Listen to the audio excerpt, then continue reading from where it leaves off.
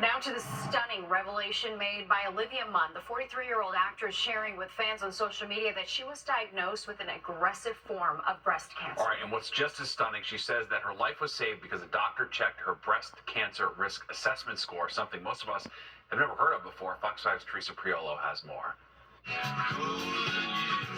Before today, Olivia Munn was known as an actress, but with this post, she's in the spotlight as a breast cancer warrior, a woman who says her life was saved by a simple assessment tool. I think it's very important for her to share this information because now maybe people are going to go to their homes and ask their family members those questions. Munn's story isn't unlike that of many women.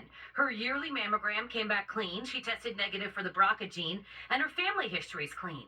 And yet 2 months after a normal mammo, she was diagnosed with an aggressive form of breast cancer. Dr. Neil Iyengar is an oncologist at Memorial Sloan Kettering. He is not treating Munn.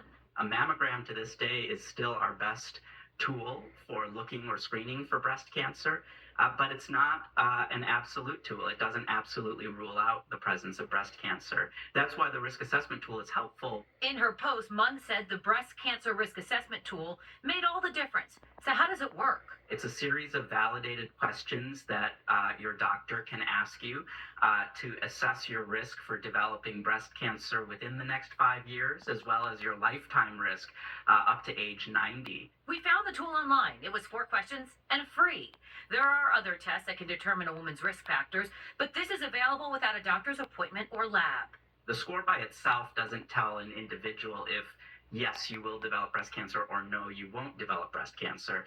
It can tell you if your risk is elevated and you should pursue additional screening tests beyond a mammogram. Munn says she's undergone 4 surgeries over 10 months, including a double mastectomy. Amazingly, until she opened up on social media, there was no evidence of the private health battle she was waging, one that seems to be more and more common. The incidence of breast cancer is going up in younger women, and this is alarming. We need to better understand why this is the case. On the Upper East Side, Teresa Priolo, Fox 5 News.